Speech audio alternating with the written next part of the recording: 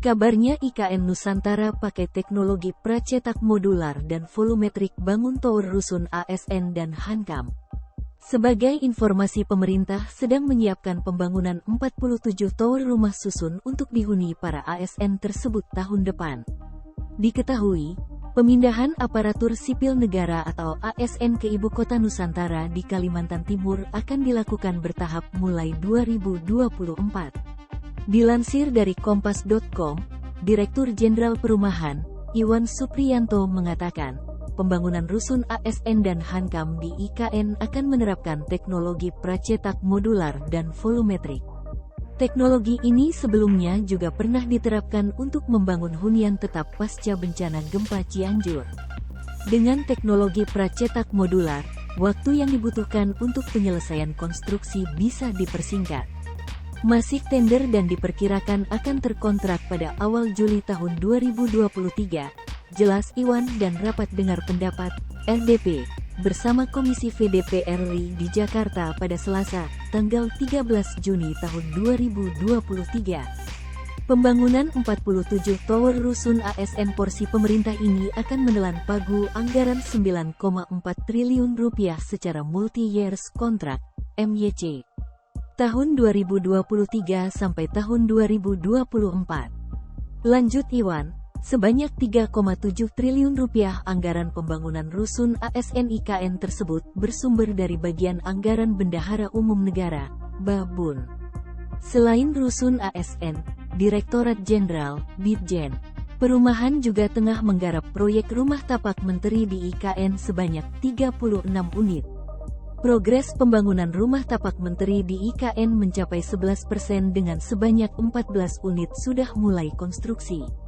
Total anggaran pendapatan dan belanja negara, APBN, yang dikucurkan untuk pembangunan rumah menteri di IKN adalah 520,46 miliar rupiah secara MYC tahun 2022 sampai tahun 2024.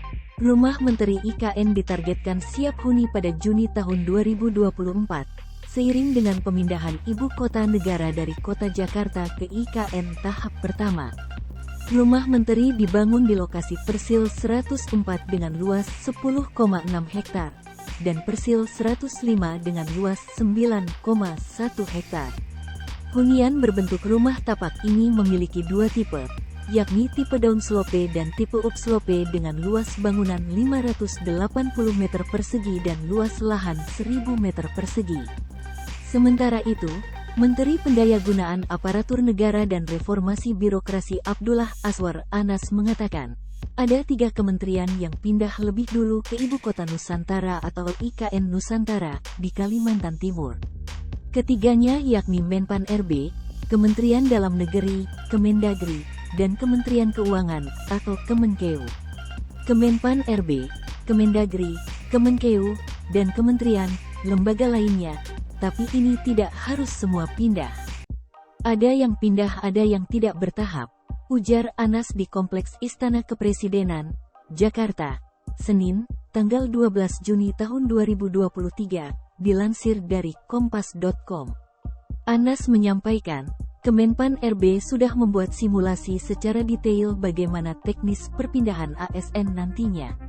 Misalnya, kata dia, eselon berapa saja dan siapa saja yang akan pindah terlebih dulu.